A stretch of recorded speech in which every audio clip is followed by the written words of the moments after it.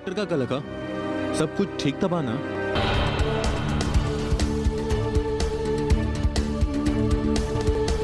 देखा बीरेन, हम तो हर प्यार खातिर का ना कहनी। हम अपन घर पैसा यहाँ तक के तहरा के सुप्रिया के साथ शेयर करे खातिर भी तैयार हो गई। हम भी चाहत बानी घर में बच्चा आवे, लेकिन अगर सुप्रिया ना मनलस ता? तू फिक्र मत करो, हम ओकरा के समझाई और वो मान जाए। ठीक बा, रिलैक्स।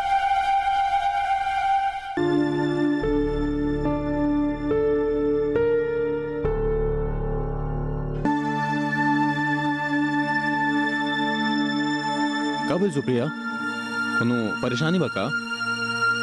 कुछ ठीक नहीं लागत तू?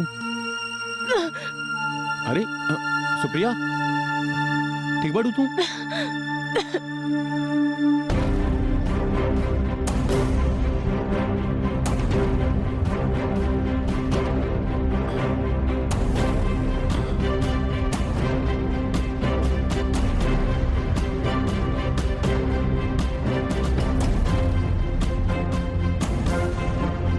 हेलो हेलो डॉक्टर साहब,